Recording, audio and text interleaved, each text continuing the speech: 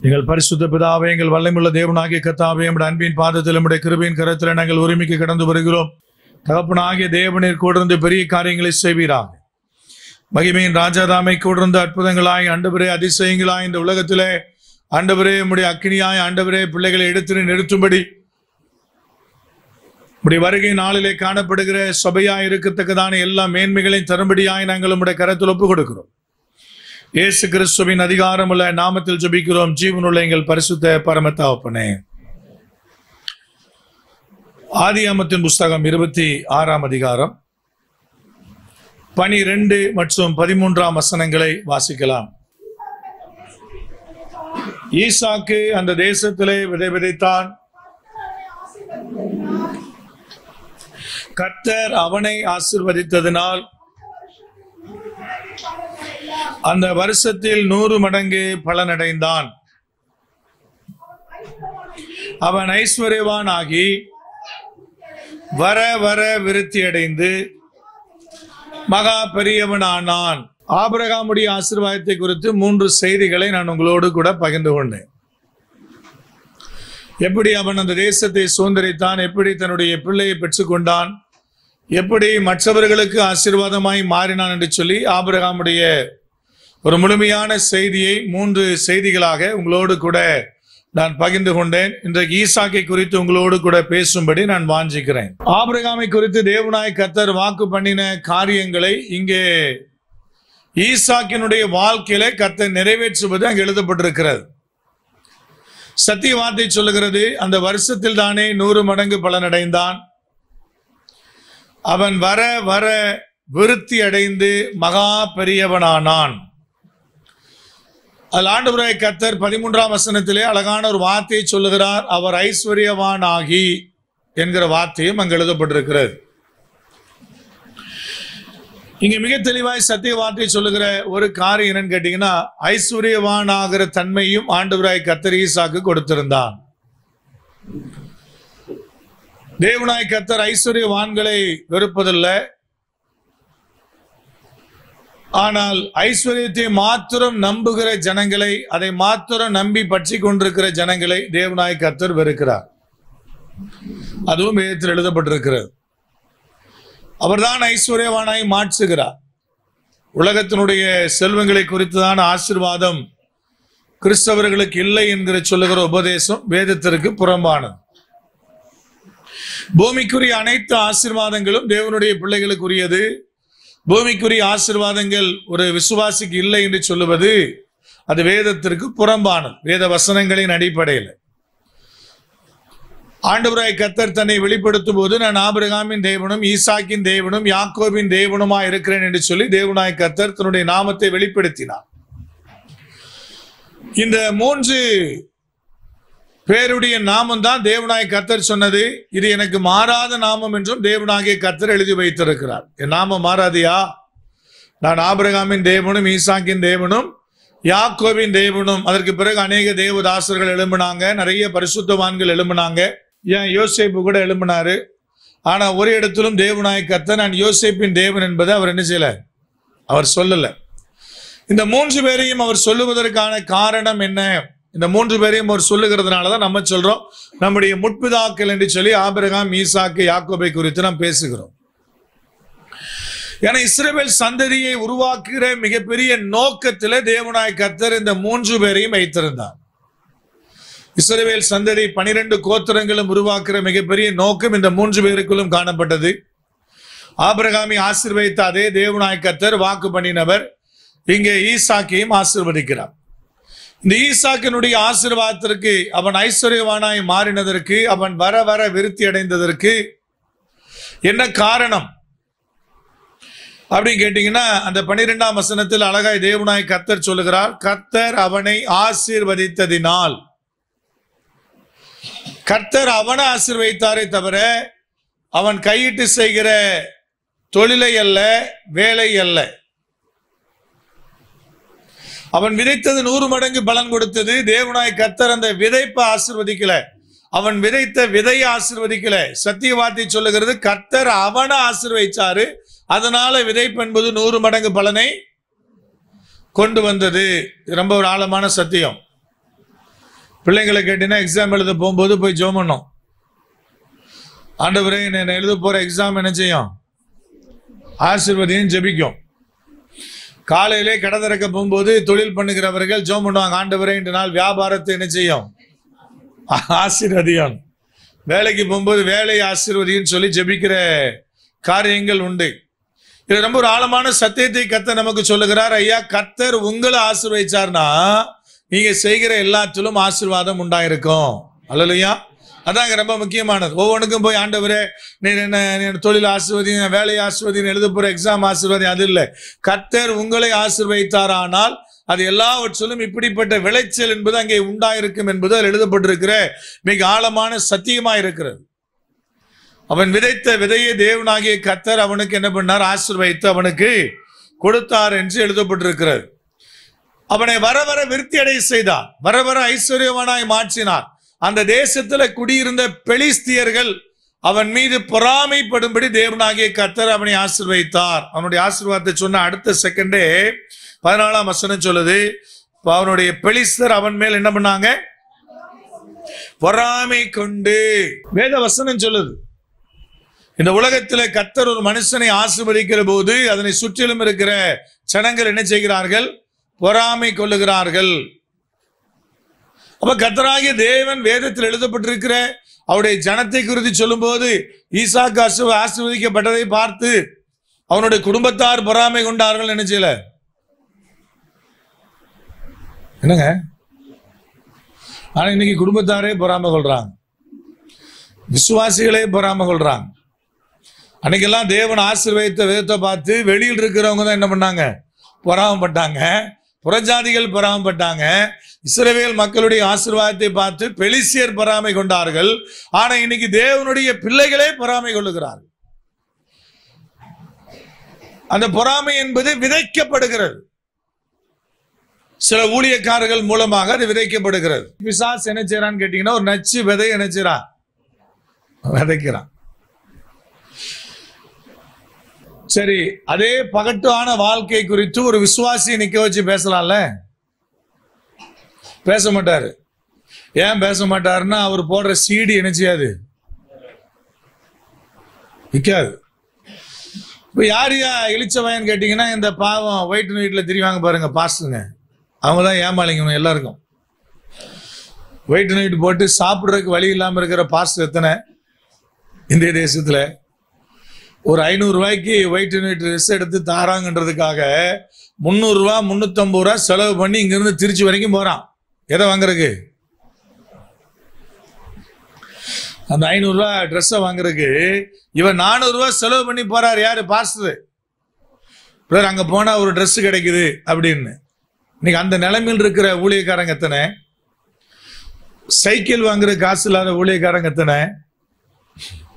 Bike வாங்க காசு இல்லாம இருக்கிற ஊழியக்காரங்க எத்தனை? ஆனா ஈஸியா தூக்கி நிக்க வச்சு என்ன பண்ணிடுறாங்க, கொச்சப்படுத்திடுறாங்க. ஜனங்கள் நடுவில் இதெல்லாம் நச்சு விதைகள். நான் இன்னைக்கு உங்களுக்கு போதிக்கிற சத்திய வசனம் தான் உங்களுக்கும் எனக்கும். நீங்க ஆசீர்வாதமா இருக்கணும் நான் போதிச்சேன்னா அந்த வார்த்தை தான் எனக்கும். உங்களுக்கு வேற பைபிள் கிடையாது, எனக்கு வேற பைபிள் கிடையாது. பரலோகத்துக்கு போனாலும் உங்களுக்கு என்ன வசனமோ அந்த வசனம் தான் எனக்கு. பரிசுத்த வாழ்க்கைக்கு உங்களுக்கு என்ன வசனமோ அதே வசனம் தான் எனக்கு.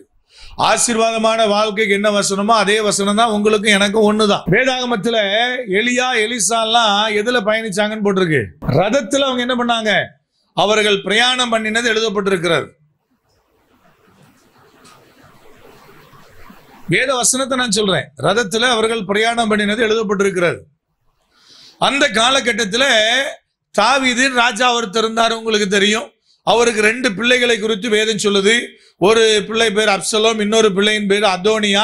இந்த 2 பேரை கொஞ்சம் ஸ்பெஷலா எழுதி வச்சிருக்குது வேதாகமம். இந்த 2 பேரும் ரதங்களை சம்பாதித்ததை ரொம்ப மேன்மை எழுதி இருக்குது. அவங்க சொந்த உழைப்பினால என்ன பண்ணாங்க, ரதங்களை சம்பாதிச்சாங்க. ஒரு ராஜா வீட்டு பிள்ளை ரதத்தை சம்பாதிக்கிறது பெருசா எழுதப்பட்ட அதே காலகட்டத்தில் எலியாவும் எலிசாவும் எதுல போயிட்டு இருந்தாங்க, ரதத்துல போயிட்டு இருந்தாங்க. கேட்க வேண்டியதானே? அப்ப எலியா வாழ்ந்த வாழ்க்கை சரியில்லை, எலிசா வாழ்ந்த வாழ்க்கை சரியில்லைன்னு சொல்ல வேண்டியதானே?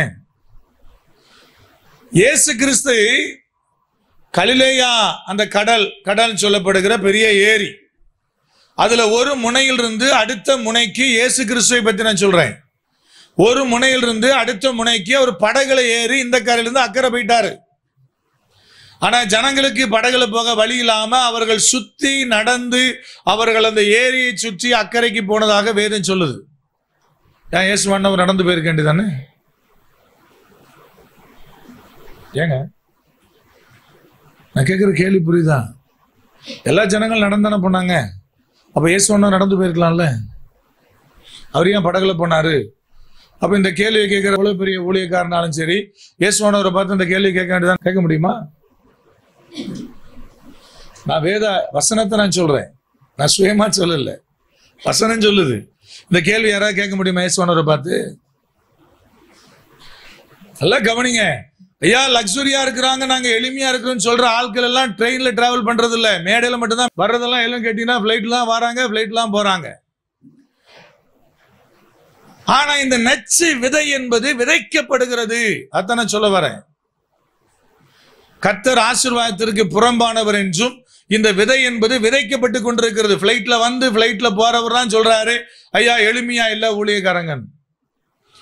இந்த ஒயிட் அண்ட் ஒயிட் போட்டிருக்கிற பாஸ்டரை பத்தி கோட்டு போட்டுட்டு சொல்றாரு.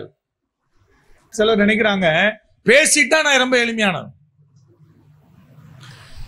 இப்ப ஜனங்கள் எப்படியோ யோசிப்பாங்க, நாங்க மேடை கீழையும் படத்துக்கு ஆயத்தம் அப்படின்னு சொல்லி ஊழியக்காரர் சொன்னாருன்னா எல்லாம் நினைப்பாங்க, பரவாயில்ல ரொம்ப எளிமையானவர். என்னைக்கு படுத்தாரு?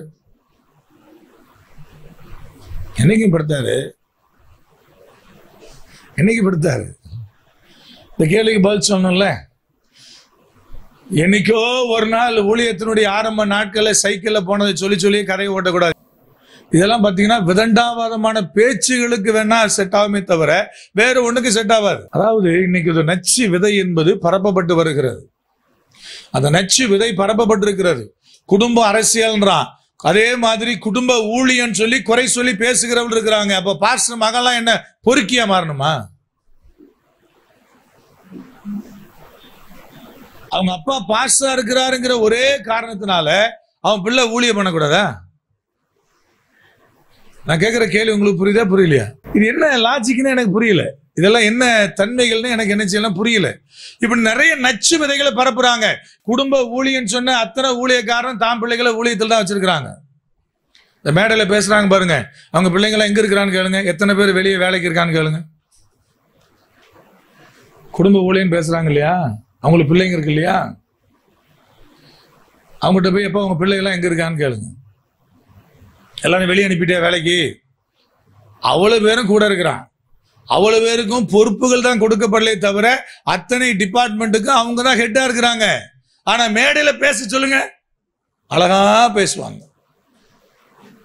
ஆண்டவரை கர்த்தர் மிக தெளிவாய் சொல்லுகிறார், ஐஸ்வர்யவானாய் மாறினது ஈசாக்கு கொடுக்கப்பட்ட ஒரு ஆசீர்வாதம். அவனுடைய விருத்தியில ஒன்று தேவன் அவனுக்கு கொடுத்த செல்வம். அப்ப இந்த வசனம் தப்பானதுன்னா ஆவியானவர் கிழிச்சு போட்டிருக்கலாமே இந்த வசனத்தை, அல்லது கிறுக்கி போட்டிருக்கலாமே. இல்ல இது தவறானதுன்னு சொன்னா இது வேதத்தின் அடிப்படையில தேவனாகிய கர்த்தரால ஏற்றுக்கொண்டது. செல்வ சீமானா இருந்த ஆபிரகாமுக்கும் ஈசாக்குக்கும் தேவனாய் கர்த்தர் பரலோக ராஜ்யத்தை அவர் கொடுத்திருக்கிறார், அவர் தகுதிப்படுத்தி இருந்தார். இதெல்லாம் வேதத்தில் எழுதப்பட்டிருக்கிற சத்தியங்கள். அப்படிதான் கர்த்தர் ஈசாக்கை ஆசீர்வதித்தார். அவன் ஆசீர்வதிக்கப்பட்டதற்கு காரணம் என்ன அப்படிங்கிறத நான் உங்களுக்கு போதிக்க போறேன். அப்ப இந்த உலகத்தினுடைய இந்த பூமியில வாழுகிற நமக்கு பூமிக்குரிய ஆசீர்வாதங்களும் செல்வங்களும் தேவனாகிய கர்த்தராலே கொடுக்கப்பட்ட ஒரு ஆசீர்வாதம். கர்த்தர் விசுவாசியை பார்த்து நீ தரித்திரனாய் வாழணும், யார் ரோட்ல பிச்சை எடுத்தா நீ சாப்பிடணும், உனக்கு வீடெல்லாம் இருக்க கூடாது, நீ ரோட்ல பிளாட்பாரத்தில் தான் படுக்கணும்னு சொல்லுகிற வசனம் ஏதாவது இருந்தா நீங்க என்கிட்ட நினைச்சலாம், காமிக்கலாம். பிளாட்பாரத்தில் படுக்கணும் பிரதர், உங்களை வீடெல்லாம் நினைச்ச கூடாது, இருக்கக்கூடாது அப்படின்னு ஆண்டவங்க பைபிள் எழுதியிருக்கிறாரா?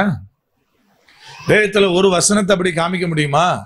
கர்த்தர் அப்படி ஜனங்களை ஆசீர்வதித்த விதங்கள் எழுதப்பட்டிருக்கிறது. அப்ப இது வித்தியாசமான பிசாசினால் கொண்டு வரப்படுகிற, பிசாசினால் பயன்படுத்தப்படுகிற தேவ பிள்ளைகளுடைய வார்த்தைகளா இருக்கிறது. பேதுருவையும் பிசாசு பயன்படுத்தினான். பேதுரு வாயிலிருந்தும் பிசாசு என்ன பண்ணா? பேசினான். அது அங்க எழுதப்பட்டிருக்கிற சத்திய வார்த்தைகளாக வேத வசனம் என்பது நமக்கு தெளிவாய் காண்பிக்கிறது.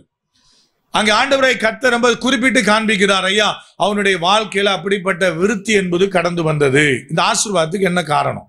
ஒரு 4 காரணங்களை உங்களுக்கு முன்பதாக வைக்கும்படி நான் வாஞ்சிக்கிறேன். தேவனாகிய கர்த்தர் அவனுக்கு கொடுத்த ஆசீர்வாதத்தினுடைய முதல் காரணம் என்னன்னு கேட்டீங்கன்னா, அவன் ஆபிரகாமுக்கு பிள்ளை. ஈசாக்கை கர்த்தர் ஆசீர்வதித்ததற்கான முதல் காரணம் அவன் ஆபிரகாமுடைய மகன். அதுல 26ஆம் அதிகாரத்தினுடைய 4ஆம் வசனத்தை முதலாவது வாசிக்கலாம். ஆபிரகாம் என் சொல்லுக்கு கீழ்ப்படிந்து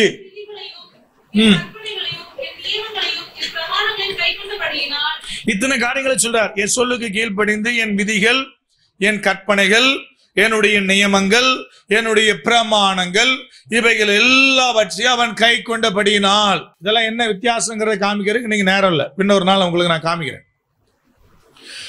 எழுதி சொல்றார், ஆபிரகாம் கீழ்ப்படிந்ததுனால உனக்கு ஆசீர்வாதம். இப்ப 24ஆம் வசனத்துல சொல்றார், வாசிக்கலாம்.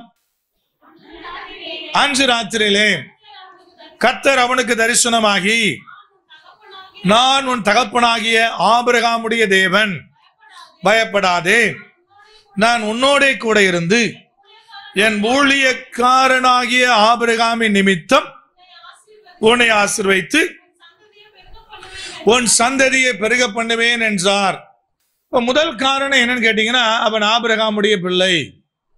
தேவன் ஈசாக்கை ஆசீர்வதிப்பதற்கு காரணம் ஆபிரகாம் கர்த்தருக்கு சொல்லுக்கு என்ன பண்ணா? கீழ்ப்படிந்தான். அதனாலதான் கர்த்தர் சொன்னார், ஐயா, தேவனுடைய பிள்ளைகளை பார்த்து உன் பிள்ளைகளுக்கு ஆசீர்வாதத்தை சேர்த்து வச்சுட்டு போனார். கர்த்தர் சொல்ற ஆசீர்வாதம் என்பது சொத்து அல்ல.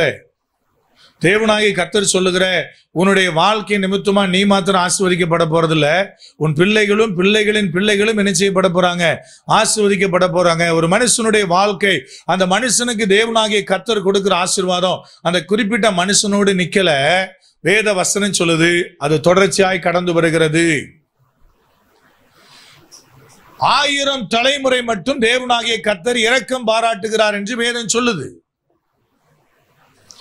ஒரு மனுஷனுடைய ஆசீர்வாதம் என்பது அவனோடு நிற்பதல்ல. நீங்க தேவனுடைய சொல்லுக்கு கீழ்ப்படுகிறவளா இருந்தீங்கன்னா கர்த்தர் ஆட்டோமேட்டிக்கா உங்க பிள்ளை என்ன செய்வார்? அவர் ஆசீர்வதிக்கிற தேவனா இருக்கிறார்.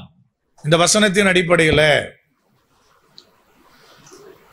நான் ஒன்றையும் சேர்த்து வைக்காவிட்டாலும் தேவனாகிய கர்த்தர் அவளை ஆசீர்வதிக்கிறார். நீங்க உலகத்துல நீங்க அப்படிப்பட்ட நிறைய ஜனங்களை நீங்களே யோசிச்சு பார்த்தீங்கன்னா தெரியும். அந்த மனுஷனுடைய ஆசீர்வாதத்துக்கு என்ன காரணம்னு ஆசீர்வதிக்கப்பட்டிருக்கிற பிள்ளைகளுடைய வாழ்க்கை கொஞ்சம் அப்படியே நீங்க திரும்பி பார்த்தீங்கன்னா, அது அவர்களால் உண்டானதை காட்டிலும் அவருடைய பெற்றோர்களினால் உண்டானது ஏராளம் இருப்பதை நீங்க பார்க்க முடியும். உங்க வாழ்க்கை, இப்ப கர்த்தர் சொல்லுகிறார், ஐயா, உங்க வாழ்க்கை உங்களுக்கு ஆசீர்வாதத்தை தரப்போறது மாட்டு நின்று போறது இல்ல, அதோடு நிக்கிறது இல்ல. உங்கள் பிள்ளைகளுக்குள்ளும் அந்த ஆசீர்வாதம் என்ன செய்கிறது? அது கடந்து வரக்கூடியதா இருக்கிறது.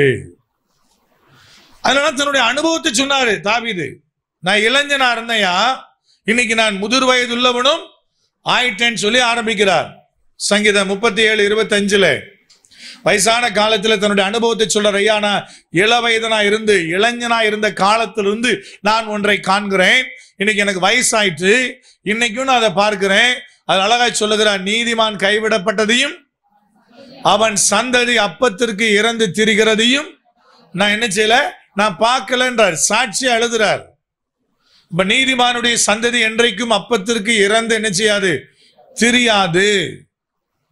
அப்படி தெரியுதுன்னா என்ன அர்த்தம் பிரதர்? வேத வசனத்தின்படி ஐயா, அவருடைய வாழ்க்கை என்பது வித்தியாசமா இருக்கிறது. அவருடைய பெற்றோருடைய வாழ்க்கை நீதிக்குரியதாக இல்லை என்று அர்த்தம். இந்த ஈசாக்கு தனக்கென்று ஒன்னையும் பெரிதா அவர் சேர்த்ததாக பைபிள்ல சொல்லல. எல்லாமே பாத்தீங்கன்னா அவங்க தகப்பன்றிருந்து வந்தது. அதுக்கு முந்தின 25ஆம் அதிகாரத்தினுடைய 5ஆம் வசனம் என்பது இப்படியே சொல்லுகிறது. வாசிக்கலாம்.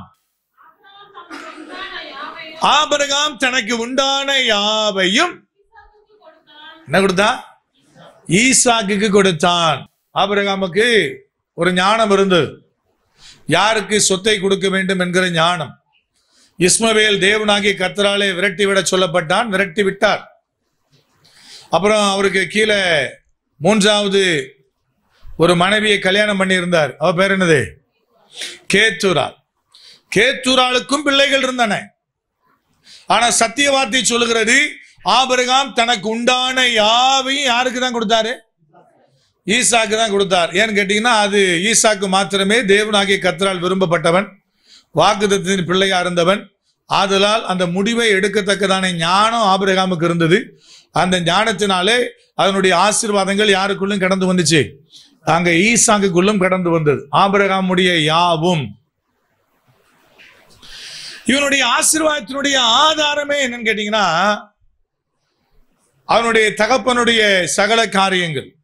அங்க வேத வசனம் தெளிவாய் சொல்லுகிறது, அந்த பெலிஸ்தியர் அவன் மேல பொறாமை கொண்டு அந்த 15ஆம் வசனத்துல 26:15 வாசிக்கலாம்.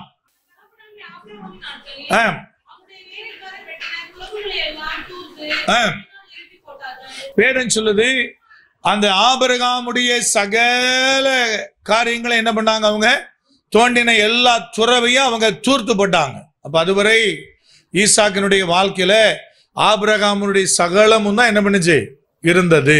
அப்ப ஆண்டவரை கர்த்தர் சொல்றார், ஈசாக்கு ஆசீர்வதிக்கப்பட்டதற்கு காரணம், முதல் காரணம் அவருடைய தகப்பனாகிய ஆபிரகாம். அப்ப ஆசீர்வாதம் என்பது சந்ததி சந்தையை தொடரக்கூடியது என்பதிலே இதுல நமக்கு சந்தேகம் இல்லாதபடி தேவனாய் கர்த்தர் நிரூபித்திருக்கிறார். இரண்டாவது, ஈசாக்கினுடைய கீழ்ப்படிதல். அவங்க அப்பா மாத்திரம் கீழ்ப்படியில, ஈசாக்கும் கர்த்தருடைய சொல்லுக்கு கீழ்ப்படிந்தான். எப்படி ஆபிரகாமுக்கு 22ஆம் அதிகாரம் மிக முக்கியமான அதிகாரமோ, அப்படி போல ஈசாக்குக்கு மிக முக்கியமான அதிகாரம் எதுன்னு கேட்டீங்கன்னா இந்த 26வது அதிகாரம். அவருக்கு 22னா இவருக்கு 26. இந்த இவர்கள் வசித்த,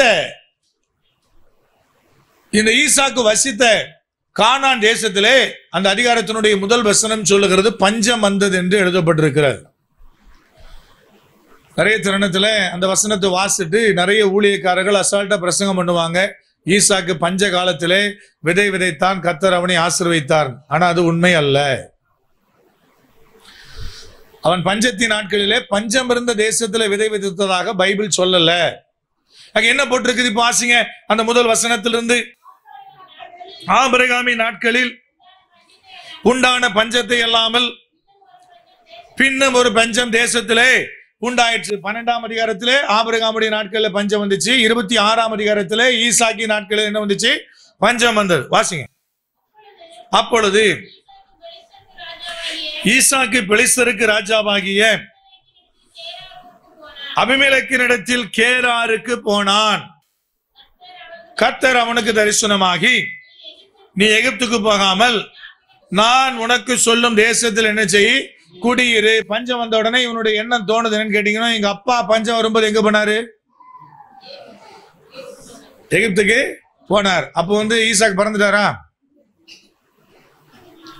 என்ன செய்யல, பறக்கல. நல்லா கவனிங்க, பறக்கல. ஆனா ஈசாக்கு பிறக்கிறதுக்கு முன்னாடியே பஞ்சம் வரும்போது ஆபிரகாம் எங்க போனாரு, எகிப்துக்கு போனார். எப்படி எல்லாம் அந்த ஜீன் வேலை செய்யுதுன்னு பாருங்க. ஆசீர்வாதம் வேலை செய்யற மாதிரி ஜென்ம சுபாவம் வேலை செய்யுது. ஆசீர்வாதம் வேலை செய்யற மாதிரி பாவங்களும் என்ன செய்யுது, பிள்ளைகளுக்குள்ள வேலை செய்யுது. தான் பண்ண அட்டுழியம் எல்லாம் எங்க வேலை செய்யும் கேட்டீங்கன்னா, பிள்ளைகளுக்குள்ள என்ன செய்யும், வேலை செய்யும். அதை யாரும் மாற்ற முடியாது. அங்க அழகா சத்திய வார்த்தை சொல்லுது, இவன் கூட இல்லைங்க, ஆனா இவனும் திட்டம் போடுறான். என்ன திட்டம் போடுறான்னா, பஞ்சம் வந்தோடனே எங்க போகணும்னு, எகிப்துக்கு போனோம். அப்ப போற வழியில கர்த்தர் என்ன செய்யறான்னு கேட்டீங்கன்னா, இவனை கானான் தேசத்தினுடைய எல்லையை விட்டு கடந்து போகாம மறிக்கிறார். கானான் தேசத்தினுடைய ஒரு எண்டு, ஒரு ஓரம், எகிப்துக்கு நுழையறதுக்கு முன்னாடி இருக்கிற கேராரிலே தேவனாகிய கர்த்தர் அவனுக்கு தரிசனமாகிறார். பஞ்சம் எங்க இருந்துச்சு, அவன் இருந்த இடத்துல இருந்துச்சு. அவன் இருந்த இடத்துல பஞ்சம் இருந்ததுனால எங்க செய்யறா, புறப்பட்டு போறான். யார் தேசத்துக்கு நேடினா, பெலிஸ்தியர் இருக்கிற தேசத்திற்கு. தான் இருந்த தேசத்தை விட்டு எங்க போயிட்டார், இப்போ பெலிஸ்தியருடைய தேசத்துக்கு போயிட்டார். என்ன எண்ணத்துல போறாரு, எகிப்துக்குள்ள போகணுங்கிற எண்ணத்துல என்ன செய்யறாரு, போறாரு. அப்ப கர்த்தர் என்ன செய்யறாருன்னா, பெலிஸ்தியருடைய தேசத்துல வைத்து யாருக்கு தரிசனமாகிறார், ஈசாக்குக்கு தரிசனமாகிறார். தரிசனமான உடனே அங்கே சொல்றாரு பாருங்க, 3ஆம் வசனம்,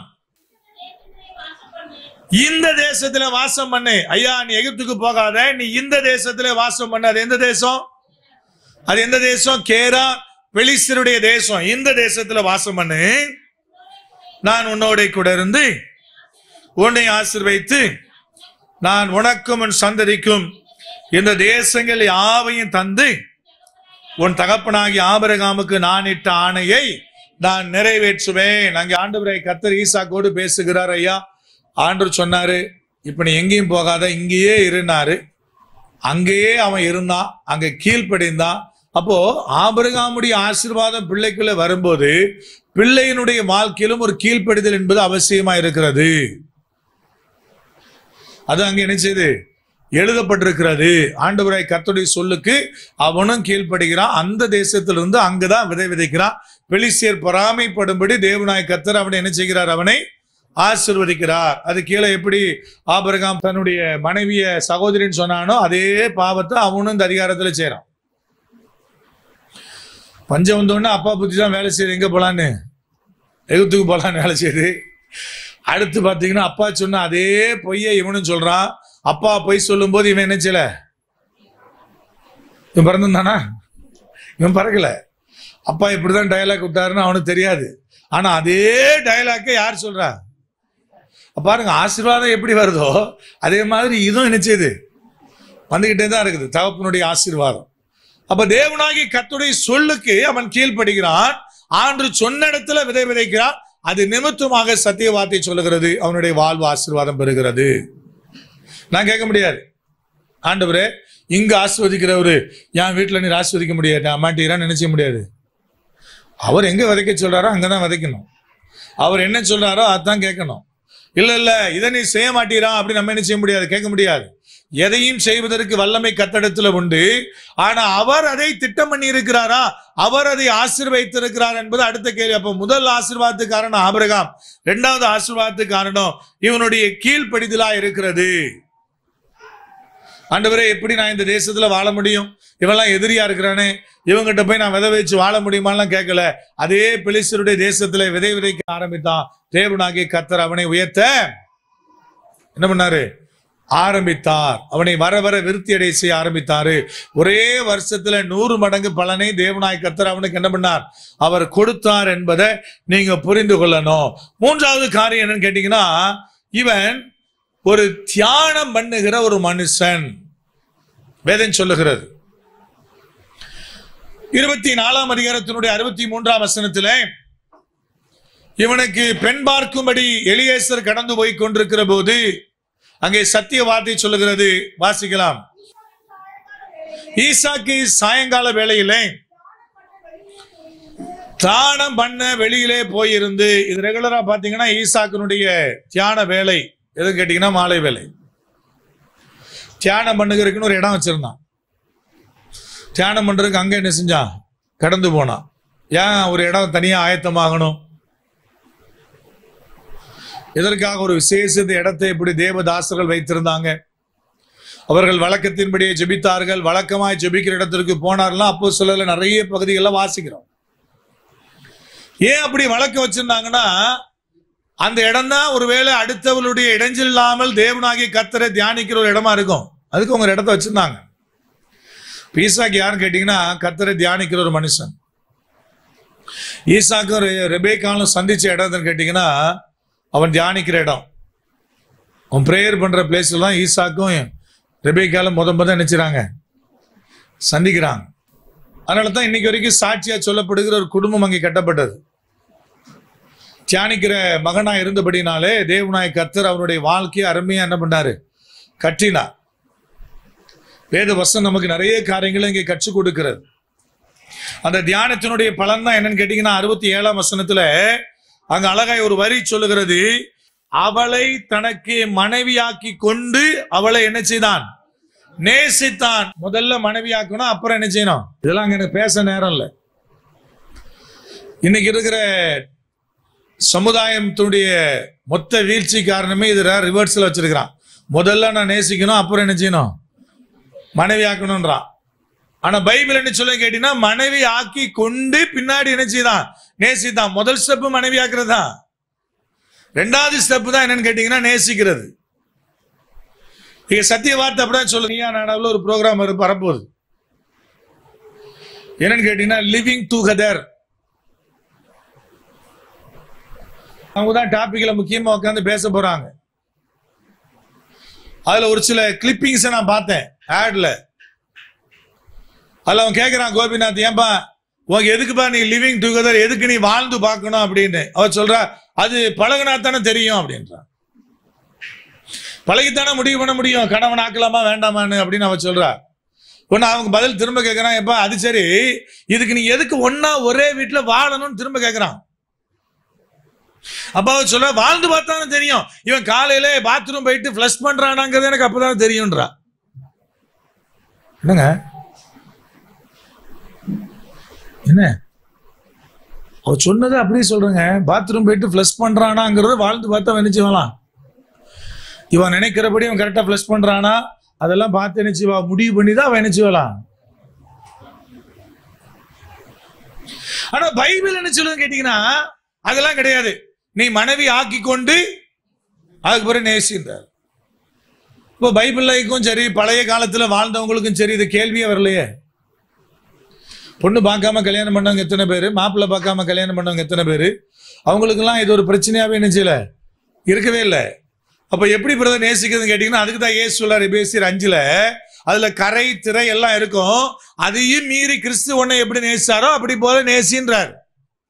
உனக்கு ஏத்த மாதிரி அங்க ஒண்ணும் இருக்காது, எல்லாம் கொஞ்சம் கொஞ்சம் என்ன செய்யும் மாறிதான் இருக்கும். ஆனா அந்த கரை திரை இதெல்லாம் இருந்தாலும் கிறிஸ்து உன்னை நேசிச்சிருக்கிறாரியா, அப்படி போல உன் மனைவி நீ என்ன செய். அதேதான் கணவருக்கும். மனைவி பார்த்து ஆண்டு சொல்றது அதான், மனைவி ஆக்கப்பட்ட பிறகுதான் நேசிக்கணும், கணவன் ஆக்கப்பட்ட பிறகுதான் நேசிக்கணும். இதுதான் வேதாகமத்தினுடைய சிஸ்டம். இது தியானிக்கிற மனுஷனா இருந்ததுனால ஈசாக்குக்கு இருந்தது. அவன் தியானிக்கிற ஒரு மனுஷன். அப்ப 3வது சத்தியவாதி சொல்லுகிறது அவன் ஒரு தியானிக்கிற மனுஷனா இருந்தான். நமக்கு ஏற்ற மாதிரி எல்லாம் மாறிடணும்னா எந்த வீட்லயும் மாறாதுங்க. இன்னைக்கு பிரச்சனை வர்றதுக்கு என்ன காரணம்னா, பிரிவினை வர்றதுக்கு என்ன காரணம் கேட்டீங்கன்னா, கணவர் நினைக்கிறாரு ஏன் நான் நினைக்கிற மாதிரி என் மனைவி என்ன பண்ணிடணும் மாறிடணும், மனைவி நினைக்கிறா நான் நினைக்கிற மாதிரி அவர் மாறிடணும். ஆனா பைபிள் என்ன சொல்லுன்னா அதெல்லாம் நடக்கவே நடக்காது. அவர் அவராத்தான் இருப்பாரு, நீ நீயா தான் இருப்ப. அந்த குறைகள் நீ விரும்பத்தகாத காரியங்கள் இருந்தாலும் நீ நேசிக்கிற நேசம் தான் உன் வாழ்க்கையை கட்டும், உன் குடும்பத்தை நிலைநிறுத்தும். இன்னைக்கு பிரிவினைகளுக்கு என்ன காரணம்னா, நான் நினைக்கிற மாதிரி அவர் இல்லை, அவர் நினைக்கிற மாதிரி என்ன செய்யல நான் இல்லை. எப்படி இருக்க முடியும்? எப்படி இருக்க முடியுங்க? ஒரே வீட்டுல ஒரே வயிற்றுல பிறக்கிற அண்ணன் தம்பிக்கு 4 பேர் இருந்தாலும் 4 பேர் 4 விதமா இருக்கிறான். அப்புறம் எப்படிங்க எங்க இருந்தோ கல்யாணம் பண்ற ஒரே ஆளு என்ன மாதிரி எப்படி இருப்பாரு? முதல்ல உங்க அக்கா ஒன்ன மாதிரி இருக்காளா? உன் தங்கச்சி முதல்ல ஒன்ன மாதிரி இருக்காளா? அவளே இல்லையே. உன் கேரக்டர் வேற, அவ கேரக்டர் வேற. அப்படி இருக்கும்போது நீ எப்படி அடுத்தடுத்துல இருந்து திருமணம் பண்ற கணவர்கிட்ட ஒன்ன மாதிரியே இருக்குன்னு எப்படி எதிர்பார்க்கிற? மனைவி கிட்ட நீ எப்படி எதிர்பார்க்கிற? சத்தியவார்த்தை என்ன சொல்லுதுன்னா அதெல்லாம் கிடையாதியா. தியானிக்கிற மனுஷன், கர்த்தரோடு உறவாடுகிற மனுஷன் என்றைக்குமே நேசிச்சுட்டு கல்யாணம் பண்ண மாட்டான், கல்யாணம் பண்ணிட்டு நேசிப்பான். இதான் இன்னைக்கு வாழ்க்கையில நம்ம கற்றுக்கொள்ள வேண்டிய மிகப்பெரிய பாடம். அப்ப தியானிக்கிற மனுஷனுடைய வாழ்க்கை அப்படித்தான். தியானிக்கிற மனுஷனுக்கு எதுவும் குறைவா அமையாது. வாலிப பிரயாயத்திலேயே கர்த்தரை தேடுகிற ஒரு வாழ்க்கை ஒரு மனுஷனுக்குள்ள வந்துட்டுனா கர்த்தர் அவன் வாழ்க்கையை அருமையா அமைச்சு கொடுப்பார், அவனுக்கும் சரி அவளுக்கும் சரி. ஏன்னா பைபிள் சொல்லுது, உன்னுடைய வாலிப பிரயாயத்துல சிருஷ்டிக்கிற நினைக்காதனாலதான் நீ விரும்பத்தகாத நாட்கள் ஒண்ணு வருது, நீ பிரியப்படாத வருஷங்களும் வாழ்க்கைகள் என்ன செய்து வருது என்பது சத்திய வசனம், பிரசங்கியினுடைய வார்த்தை. இப்ப தியானம் 3வது ஈசாக்கு ஆசீர்வதிக்கப்பட்டதற்கு காரணம் அவன் ஒரு தியானிக்கிற மனுஷனா இருந்தான். 4வது ஆண்டவரை கர்த்தர் சொல்லுகிறார், அவர் தன்னையே பலி கொடுக்கிற ஒப்பு கொடுக்கிற மனுஷனா இருந்தான். ஈசாக்கு பலியிட செல்லும் போது நம்ம நினைச்சிட கூடாது ஆபிரகாம் கொண்டு போய் ஈசாக்க கட்டி தூக்கி மேல வச்சுட்டாரு பிரதர் அப்படிங்கிறது. பைபிள் சொல்லுது அவனை கெட்டிதான் பலிபீடத்துல வச்சதாக வேதம் சொல்லுது. அப்படின்னா அவன் என்ன சின்ன குழந்தையா? இல்ல. ஆதியாம் 22 அவனுக்கு அப்ப எத்தனை வயசு சுமார் என்பதற்கு நான் உங்களுக்கு காண்பிக்கிறேன். 22ஆம் அதிகாரத்துல இந்த பலியிடுகிற சம்பவம் முடிஞ்ச பிறகு ஆபிரகாம் நேரா வந்து என்ன செய்யறாருன்னா 19ஆம் வசனத்துல அங்க வேதம் சொல்லுகிறது, வாசிக்கலாம். அந்த மலை அடிவாரத்துல நிறுத்திட்டு போனானே வேலைக்காரங்க, அவங்களிடத்துல திரும்பி வந்தான். அவர்கள் எழுந்து புறப்பட்டு ஏகமாய் பெயர்சபாவுக்கு போனார்கள். ஆபிரகாம் பெயர்சபாவில் என்ன பண்ணா குடியிருந்தான். அப்போ நேர வீட்டுக்கு போகல. இந்த சம்பவம் நடந்த பிறகு வேலைக்காரர்களோடு ஈசாக்கோடு கொஞ்ச நாட்கள் எங்க குடியிருக்கிறாரு?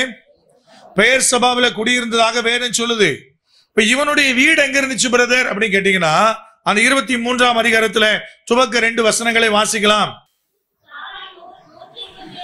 சாராள் 127 வருஷம் உயிரோடு இருந்தால், இவ்வளவே சாராளுடைய வயது. கானான் தேசத்தில் உள்ள எபினோன் என்னும் கீரியா தர்பாவிலே சாராள் மரித்தாள். ஆபிரகாமுடைய வீடு எங்க இருந்துச்சு? கீரியா தர்பாவில் இருந்துச்சு. ஆனா இவர் என்ன பண்ணார் கேட்டீங்கன்னா, பலியிட்டு திரும்ப வருகிற போது, பலியிட கர்த்தரிடத்தில் ஒப்பு கொடுத்து திரும்பி வருகிற போது கொஞ்ச நாள் அங்கே பெயர் சபாவில் இருக்கிறார். அப்பொழுது சத்திய வார்த்தை சொல்லுகிறது, அங்கே மனைவியானவள் என்ன செய்கிறார்? மரித்து போகிறாள். அடுத்த வரி என்ன சொல்லுது பாருங்க. அப்பொழுது ஆபிரகாம் வந்து சாராளுக்காக என்ன செய்தாரு? புலம்பி அழுதார். வந்துங்கிற வார்த்தை ரொம்ப முக்கியமான வார்த்தை. அப்படின்னா என்ன அர்த்தம் கேட்டீங்கன்னா, சாராள் மரிக்கும் போது ஆபிரகாம் என்ன செய்யல கூட இல்ல, அவர் பெயர் சபாவில் இருக்கிறார். அப்போ உங்க மனைவி என்ன பண்ணா? மரிச்சு போயிடுறார். பிள்ளையை கூட்டிட்டு போயிட்டாருங்கிற துக்கமோ என்னமோ தெரியல. ஒரு அந்த காலத்துல என்னெல்லாம் அவங்களுக்கு தகவல் பரிமாற்றங்கள் இருந்திருக்கும்னு தெரியல. ஆனா ஏதோ ஒரு காரணத்தினாலே என்ன செய்கிறா? மரிக்கிறா. மரிக்கும் போது சாராளுடைய வயசு எத்தனை? 127. அப்ப ஆபிரகாமுக்கு வயசு எத்தனை? 137. 10 வயசு 2 பேருக்கு வித்தியாசம். 137. அப்ப ஈசாக்குக்கு வயசு 37. சுமார் 37 வயசு இந்த சம்பவம் நடக்கும்போது. ஆபிரகாம் பலியிட ஈசாக்கு கூட்டிட்டு போகும்போது ஈசாக்கு வயசு எத்தனை? சுமார் 37. இந்த 23ஆம் அதிகாரத்துக்கு பிற்பாடு 24ஆம் அதிகாரத்தில் அவருக்கு கல்யாணம் நடக்குது. அப்போ அவருக்கு வயசு 40 நினைச்சிருக்கு போடப்பட்டிருக்கிறது. தாய் இறந்த துக்கம் அது வரைக்கும் அவர் நினைச்சில மாறல. தாய் இறந்த துக்கத்தோடு இருந்தார் என்று அங்கு எழுதப்பட்டிருக்கிறது. அப்ப சுமார் 37 வயசு, சுமார் 40 வயசு. இந்த 3 வருஷம் தாய் இறந்த துக்கத்தோடு இருக்கிறாரு. அப்ப அது பின்பாடு அவருக்கு திருமணம் என்பது நடக்கிறது சுமார் 40 வயதுல. இப்ப சுமார் 37 வயது வாலிபன். சின்ன பிள்ளைலாம் கிடையாது கட்டி கொண்டு தூக்கி வைக்கிறது. இவரோ வயசெல்லாம் சரீரம் செத்து போச்சு. 100 வயசுல அவருக்கு சரீரம் செத்து போச்சு. இந்த 137 வயசு வயசான ஆளால 37 வயசு நல்ல திருமணத்திற்கு காத்திருக்கிற வாலிபனை கட்டி பலிபீடத்தில் வைக்க முடியும்னு நினைக்கிறீங்க? அதையும் மீறி கட்டி வச்சாருன்னா என்ன அர்த்தம்னா, ஈசாக்கு தன்னை கட்டுவதற்கு ஒப்பு கொடுத்தார், அர்ப்பணித்தான். இன்னைக்கு நம்ம பாஷையில சொன்னா உலகத்துல ஒன்னையுமே அவன் பார்க்கல. அவன் அர்ப்பணிக்கும் போது உலகத்துல சொல்ல ஒன்னையுமே பார்க்கல பிரதர், வாலி பேசு அதுக்குள்ள போயிட்டானே அப்படிம்பாங்க. அந்த வயசுல அவன் தன்னை கர்த்தருக்கு ஒப்பு கொடுத்தான். அந்த அர்ப்பணிப்பு தான் அவனுடைய வாழ்க்கையில மிகுந்த ஆசீர்வாதத்தை கொண்டு வந்தது. இன்னைக்கு இதே மாதிரி ஒரு சம்பவம் நடந்துச்சுன்னு தகப்பனை தூக்கி பலியிட்டு இறங்கி வந்துருவாமா?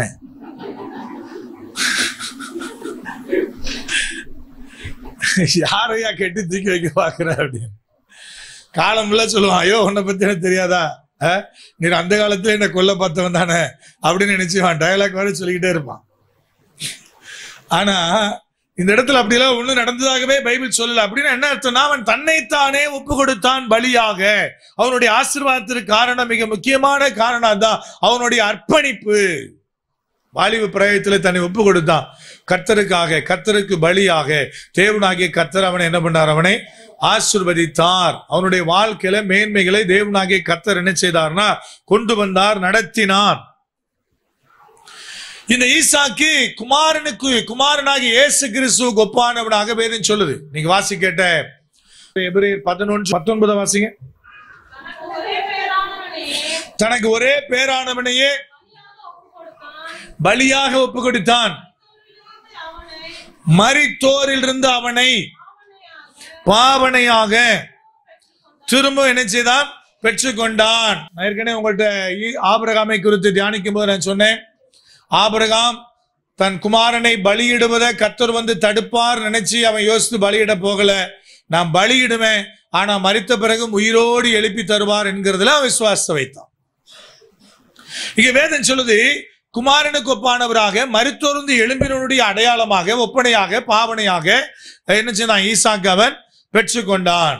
கிறிஸ்துவுக்கு ஒப்பனையா எழுதப்பட்டிருக்கிறத மகனுடைய வாழ்க்கை தான் இந்த ஈசாக்குடைய வாழ்க்கை. அவர் கானானிலே பிறந்தாரு, கானானிலே வாழ்ந்தாரு, கானானிலே மரிச்சார். ஆபிரகாமுக்கு அந்த பாக்கியம் கிடைக்கல, யாக்கோபுக்கு அந்த பாக்கியம் கிடைக்கல. கர்த்தருடைய தேசத்திலே பிறந்து, கர்த்தருடைய தேசத்திலே வாழ்ந்து, கர்த்தருடைய தேசத்திலே மரிக்கிற பாக்கியம். ஆபிரகாம் தன்னுடைய இனத்தாரிடத்துல பெண் எடுக்கும்படி அனுப்பினார் என்பதை இன்னைக்கு நம்ம பாத்தீங்கன்னா நம்ம ஜாதியில நம்ம கோத்திரத்தில் எடுக்கணுங்கிறதுக்கு பயன்படுத்திட்டு இருக்கிறோம். நிறைய பேர் பயன்படுத்துறாங்க. ஆபிரகாம் தன் இனத்தார் இடத்துல பெண் எடுக்கும்படி என்ன பண்ணாரு? அனுப்பினார். அங்க பைபிள் என்ன சொல்லுன்னு கேட்டீங்கன்னா, இவர் குமாரனுக்கு ஒப்பானவர். எலியேசர் யாருங்க? அவர் ஆவியானவருக்கு ஒப்பானவர். ஆபிரகாம் யாருன்னு கேட்டீங்கன்னா, அவர் பிதாவுக்கு ஒப்பானவர்.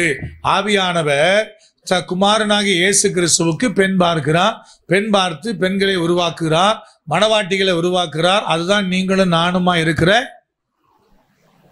சபை. தன்னிடத்துல பெண் கொண்டாடுற என்ன அர்த்தம் கேட்டீங்கன்னா, கிறிஸ்துவுக்கு யார் மணவாட்டியா மாற முடியும்னா சபையார் மாத்திரம் தான் மணவாட்டியா மாற முடியுமே தவிர புறஜாதிகள் ஒரு நாள் மணவாட்டியா நினைச்ச முடியாது. அதான் அதனுடைய அர்த்தம். தான் இனத்திலேயே பெண் எடுத்தாருடைய அர்த்தம் என்னன்னு கேட்டீங்கன்னா, கிறிஸ்துவுக்கு மணவாட்டிகள் யாருன்னா சபையார் மாத்திரமே. சபையார் மாத்திரமே. புறஜாதிகளாய் இருக்கிற வரை அவர்கள் கிறிஸ்துவுக்கு மணவாட்டிகளாய் மாறவே முடியாது. பரலோக ராஜ்யத்தை காணவே முடியாது. கிறிஸ்துவனுடைய ரகசிய வருகையில பங்கெடுக்கவே முடியாது. அவர்கள் ஒரு நாளும் கல்யாண விருந்தில் என்ன செய்ய முடியாது? பங்கெடுக்கவே முடியவே முடியாது. யார் மாத்திரம் முடியும்னு கேட்டீங்கன்னா, அவருடைய இனத்தார். யார் அவருடைய இனத்தார்? சபையார் எல்லாரும் அவருடைய இனத்தார். இது வேதம் நமக்கு கற்றுக் கொடுக்கிற காரியம். சத்திய வார்த்தை என்பது தெளிவாய் சொல்லுகிறது. அப்படித்தான் இயேசு கிறிஸ்துவும் பிதாவோடு கூட தான் தொடர்ந்து இருந்தார்.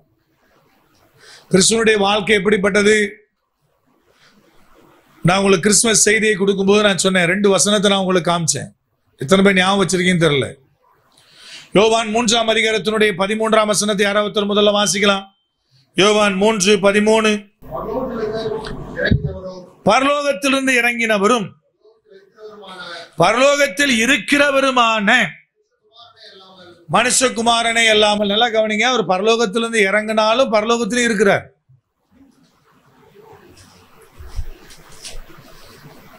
பரலோகத்தில் இருந்தவர் ஆகல, பரலோகத்திலிருந்து இறங்கினவர் ஆனபடினாலே அப்ப பரலோகத்தில் அவர் இருந்தவரா தானே இருக்கணும். ஆனா பைபிள் என்ன சொல்லுது? பரலோகத்துல இருக்கிறவருமான. யோவான் 1:18 வாசிங்க.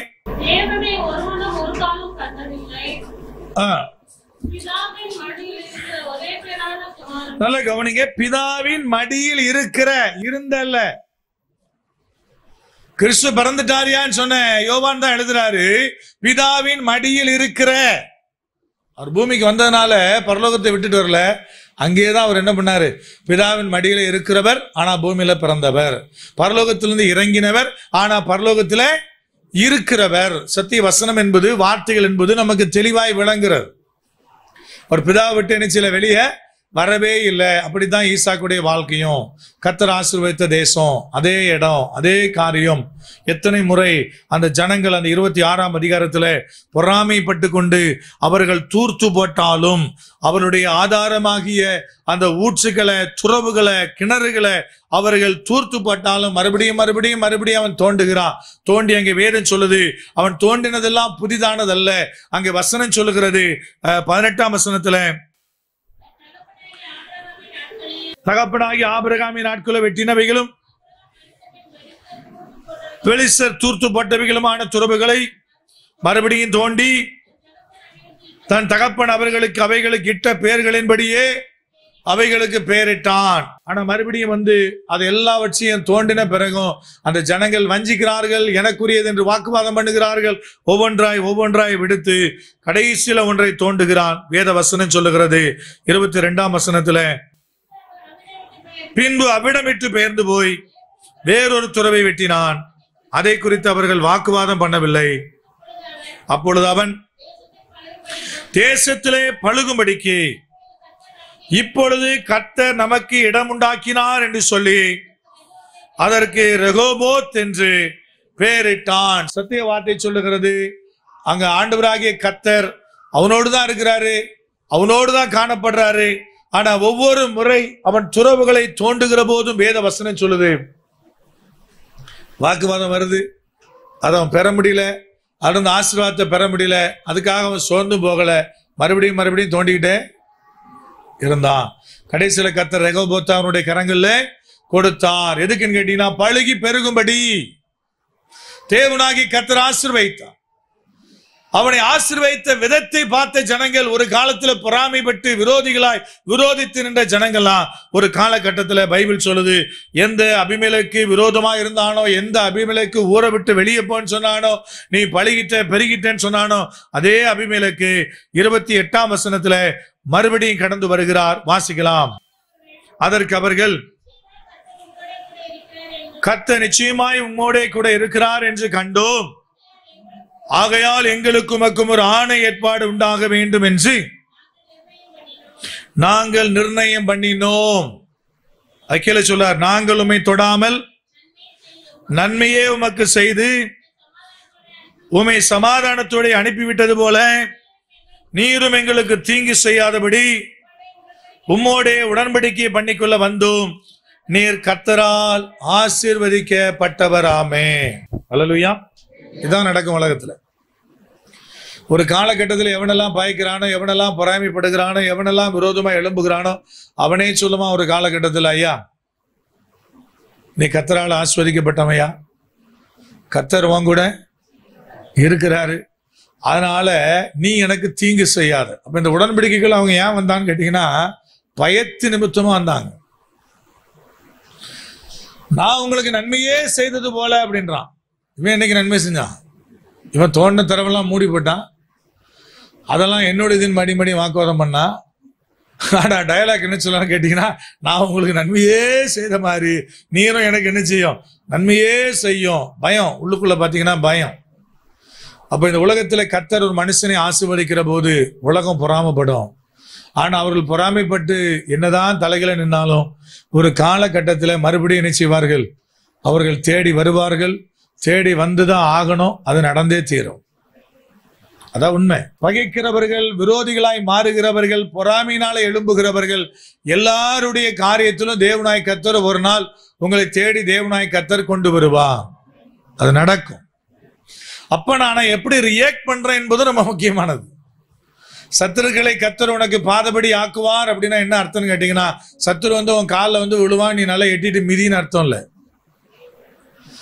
சத்துரு வந்து உன் பாதத்துல விழும்போது நீ அவனை அணைத்துக் கொள்ளுன்றுதான் அர்த்தம். சத்துருக்கள் சீர்பொருந்துவார்கள் என்கிற சத்திய வார்த்தையினுடைய அர்த்தம் என்னன்னு கேட்டீங்கன்னா, ஐயா சத்துருவா இருக்கிற உன்னை வந்து நினைச்சுவான், நேசிப்பான். சில நேரத்தில் ஆண்டவராய் கர்த்தர் பார்த்தீங்கன்னா நமக்கு வர வேண்டிய நன்மையை நண்பர்கள் இருந்து கொண்டு வரதை விட சில நேரத்தில் சத்துருக்கிட்ட இருந்து கொண்டு வருவார். பட்சிக்கிறவனிடம் இருந்தே பட்சணம் வந்தது, அது நிறைவேறும். நிறைய பேருடைய வாழ்க்கை நிறைவேறும். எனக்கெல்லாம் நிறைவேறு. அதனால தான் எப்போ அரசியல சொல்ற டயலாக்கை கிறிஸ்துவங்க கையில வச்சுக்கணும். நிரந்தரமான எதிரியும் இல்லை. என்னங்க அரசியல சொல்றாங்கல்ல, கூட்டணி மாறும் போதெல்லாம் சொல்லுவான், நிரந்தர எதிரியும் இல்லை, நிரந்தர நண்பரும் இல்லை. அதுதான் கிறிஸ்துவனுடைய கொள்கையா இருக்கணும். நமக்கு நிரந்தரமான நண்பரும் இல்லை, நிரந்தரமான எதிரியும் இல்லை. நண்பர் நினைச்சு எல்லாத்தையும் இருதயத்தை திறந்து பேசுவோம், பின்னாடியே போய் எதிரியா மாறின பிறகு நினைச்சுவான்னா எல்லாத்தையும் சொல்லிட்டு போயிடுவான். இன்னைக்கு ரொம்ப டேஞ்சர். எல்லாரும் அவன் கால் ரெக்கார்டர் போட்டு தான் அவ்வளவு பேர் என்ன பண்ணிட்டு இருக்கிறான், போன் வச்சிருக்கிறான். ரொம்ப ஜாக்கிரதையா இருக்கணும். அதனாலதான் சொல்றது, பைபிள் சொல்லுது, மடியில படுத்திருக்கிறவன்ட்டு ரொம்ப ஜாக்கிரதையா இருக்கணும். அவங்ககிட்ட தான் நீ வாயே திறக்க கூடாது அப்படின்னு. அதனால என்னைக்குமே எதிரிகளை எதிரியா பார்க்காதீங்க, நண்பர்களை என்னைக்குமே நண்பர்களா பார்க்காதீங்க. என்னைக்கு வேணாலும் சூழ்நிலை மாறும். எதிரிகளை கொண்டும் தேவனாய் கர்த்தர் நமக்கு நன்மைகளை கொண்டு வர வல்லவர். அதான் அங்க நடந்துச்சு. அதற்கு காரணம் கர்த்தர் அவனோடு இருக்கிறதை அந்த ஜனங்கள் கண்டு கொண்டார்.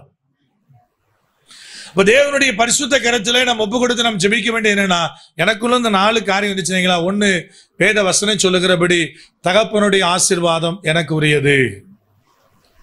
அப்ப பிரதர் தகப்பன் சரியில்லை பிரதர், அப்புறம் எப்படி கர்த்தரை ஆசீர்வதிக்க முடியும்னு கேட்காதீங்க. அதுக்கும் பைபிள் எக்ஸாம்பிள் இருக்குது. உங்க வாழ்க்கை சரியா இருந்துச்சுன்னா கர்த்தர் உங்கள் மீது இருக்கிற சாபங்களை முறித்து உங்களை என்ன செய்வாரு? ஆசீர்வாதமாக வாழ வைப்பார். குடும்பத்தின் மீது கடந்து வருகிற சாபங்கள் என்றைக்கு ஒரு மனுஷன் கர்த்தரை ஏற்றுக்கொள்கிறானோ அன்னைக்கு அவனுக்குள்ள என்ன செய்யறதில்லை, வர்றதில்லை. அதான் உண்மை, அதான் ஆசீர்வாதம். அப்ப ஆண்டுடைய சமூகத்துல நம்மை அர்ப்பணிக்கும் போது நான் மாத்திரமல்ல பிள்ளைகளையும் கர்த்தர் அனுப்புகிறார், ஆசீர்வதிக்கிறார். என்னுடைய கீழ்ப்படிதல் நிமித்தமாக. அங்கேயும் ஆபிரகாமை சொல்லும் போது அங்க அப்பாவுடைய கீழ்ப்படிதல்னாலன்றார். அப்ப கீழ்ப்படிதலே முக்கியம். நான் எப்பவும் சொல்லுவேன், நான் 15 முறை பைபிள்ல வசனத்தை வாசிட்டேன், 15 முறை பைபிள வாசியாச்சு, பிரயோஜனமே கிடையாது. அதுல எத்தனை வசனத்துக்கு கீழ்ப்படுகிறியோ அதான் உனக்கு ஆசீர்வாதம். இப்போ ஒரு அம்மா பைபிள் முழுக்க கையிலே எழுதி கின்னஸ் ரெக்கார்ட் பண்ணிருக்கிறாங்க. பாத்தீங்களா? நியூஸ்ல எல்லாம் கூட காமிச்சிட்டு இருந்தாங்களே, கையிலேயே ஃபுல்லா எழுதி அதை பைண்டிங் பண்ணி பாத்தீங்கன்னா ரெக்கார்ட் வச்சிருக்கு. அந்த அம்மாக்கு ஆசீர்வாதம் வந்துருமா பிரதர்? வராது. அந்த அம்மா எத்தனை வசனத்துக்கு கீழ்ப்படுதோ அதை வச்சுதான் ஆசீர்வாதம். கையில் எழுதினாலும் சரி, கால் எழுதினாலும் சரி. அப்படி பார்த்தா அப்படி எழுதுறானே 108 முறை வந்துருமா? கர்த்தருக்கு சோத்திரம், கர்த்தருக்கு சோத்திரம், கர்த்தருக்கு சோத்திரம் எழுதுங்களேன் 108 தடவை. கீழ்ப்படிதல். ஆண்டு சொல்றாரு, ஐயா அந்த கீழ்ப்படிதல் நிமித்தமாக ஈசாக்கு என்ன செய்தான்? ஆசீர்வதிக்கப்பட்டான், அர்ப்பணித்தான், தன்னை ஒப்பு கொடுத்தான். கர்த்தர் அவனை என்ன பண்ணாரு? ஆசீர்வதித்தார். கண்களை மூடலாம், ஜெபிக்கலாம். ஈசாக்கினுடைய வாழ்க்கையில ஆபிரகாமுக்கு கொடுத்த ஆசீர்வாதங்கள் கடந்து வந்தது. கீழ்ப்படிதல் உள்ள மகன், தன்னைத்தானே பலியாக ஒப்பு கொடுத்தவன், தியானம் பண்ணுகிற மனுஷன். அவன் தகப்பனுடைய ஆசீர்வாதமும் அவனுக்கு இருந்தது.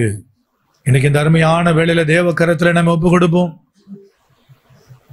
அந்த சத்துடைய சமூகத்தை நோக்கி பார்ப்போம். தேவனுடைய அனுக்கிரகத்தை, கர்த்தருடைய தயவை தேவனுடைய சமூகத்திலிருந்து பெற்றுக்கொள்ளும்படி நம்மை அர்ப்பணம் பண்ணுவோம். வேத வசனம் நமக்கு கற்றுக் கொடுக்கிறது அல்லவா? ஈசாக்கை ஆசீர்வதித்தது போல கர்த்தர் உங்களையும் ஆசீர்வதிப்பார், ஐஸ்வர்யவானாய் மாற்றுவார், வர வர விருத்தி அடைய செய்வார். தேசத்தின் ஜனங்கள் பொறாமைப்படும்படி தேவனாகிய கர்த்தர் உங்களை ஆசீர்வதிப்பார். இதை நம்புங்க, இந்த வார்த்தையை விசுவாசிங்க. அந்த வார்த்தையினுடைய விசுவாசத்துக்குள்ள உங்களை ஒப்பு கொடுங்க. அந்த வார்த்தையை விசுவாசிங்க. இந்த கர்த்தருடைய சமூகத்தில் உங்களை அர்ப்பணம் பண்ணி நீங்க ஜெபிங்க. ராகுலா ரிகது ரபாதுரா போதுரபா. ஆண்டவரே, எனக்கு இந்த ஆசீர்வாதத்தை பங்குள்ளவனா என்னை மாற்றும் ஆண்டவரே. கர்த்தருடைய சமூகத்தில் சொல்லுங்க, ஆண்டவரே என் ஜீவன் உமக்கு தானப்பா, என்னுடைய பலன் உமக்கு தான் ஆண்டவரே. என்னை நான் ஒப்பு கொடுக்கிறேன் பலியாக, என்னை நான் அர்ப்பணிக்கிறேன் உம்முடைய சமூகத்தில் சொல்லி சொல்லுங்க. கர்த்தரிடத்தில் சொல்லுங்க, ஆண்டவரே சுயம் எனக்கு வேண்டாம்ப்பா, இனிமேல் நீர் எனக்கு என்ன செய்ய நினைக்கிறீரோ, எனக்குள்ள என்ன மாற்றங்களை கொடுக்க நினைக்கிறீரோ அதை எனக்குள்ளே மாற்றும் சொல்லி அர்ப்பணம் பண்ணுங்க. தேவனாகிய கர்த்தர் உங்களையும் ஈசாக்கை ஆசீர்வதித்தது போல ஆசீர்வதிப்பார். இந்த ஆசீர்வாதங்கள்லாம் அவனுக்கு நெடுநாள் கடந்து வந்ததல்ல, அந்த வருஷத்திலேயே அவனுக்கு அந்த ஆசீர்வாதங்கள் வந்தது. இந்த 2019 தேவனாகிய கர்த்தர் உங்களை ஆசீர்வதிக்க வல்லவர், 100 மடங்கு ஆசீர்வதிக்க வல்லவர், ஐஸ்வர்யவானா ஆக்க வல்லவர். நெடுங்காலம் அல்ல, உன்னுடைய திட்டமிடுதல் அல்ல. ஈசாக்கினுடைய வாழ்க்கையில அவன் திட்டமிட்டு செயல்பட்டு ஒன்றை பெற்றதாக வேதம் சொல்லல. அவன் கீழ்ப்படிந்தான், அர்ப்பணித்தான், எல்லாம் ஆட்டோமேட்டிக்கா அவனுடைய வாழ்க்கையில நடந்தது. இன்னைக்கு கர்த்தர் உங்ககிட்ட ஆத்தான் எதிர்பார்க்கிறார். தேவனாகிய கர்த்தர் உங்ககிட்ட ஆத்தான் எதிர்பார்க்கிறார். அந்த பரிசுத்த தேவன் ஆத்தான் உங்களிடத்தில் எதிர்பார்க்கிறார், உங்களை சந்ததி சந்ததியாய் ஆசீர்வதிக்கப்படும்படி. எங்கள் பரிசுத்த பிதாவே, இந்த ஆசீர்வாதங்களுக்கு எங்கள் பிள்ளைகளை தகுதிப்படுத்தும். இந்த வார்த்தைகளை கேட்டிருக்கிற பிள்ளைகளை தகுதிப்படுத்தும். உம்முடைய ஆசீர்வாதத்திற்கு ஆண்டவரே இந்த சத்திய வார்த்தையை கேட்டிருக்கிற பிள்ளைகள் தகுதி அடைவார்களாக. உம்முடைய வாழ்வு அவ்விதமே ஆசீர்வதிக்கப்படுவதாக. உம்முடைய வாழ்வு அவ்விதமே ஆசீர்வதிக்கப்படுவதாக. உம்முடைய வாழ்வு அவ்விதமே ஆசீர்வதிக்கப்படுவதாக. பரிசுத்தருடைய பலனும் தேவனுடைய கிருபையும் எங்கள் பிள்ளைகளை நிரப்பட்டும். கர்த்தருடைய ஆவியானவர் எங்கள் பிள்ளைகளை நிரப்பும்.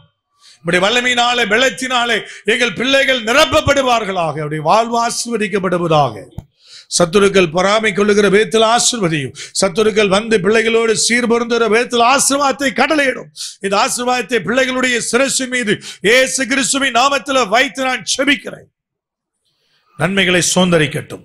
இயேசுவின் நாமத்தில் ஜெபிக்கிறோம் ஜீவனுள்ள பரிசுத்த பரம தகப்பனே, ஆமென். கர்த்தராகிய இயேசு கிறிஸ்துவின் கிருபை, பிதாவாகிய தேவனுடைய அன்பு, பரிசுத்தனுடைய ஐக்கியம் இப்பொழுது சதா காலம் நித்தியமாக உங்கள் அனைவரோடு கூட நிலைத்திருப்பதாக.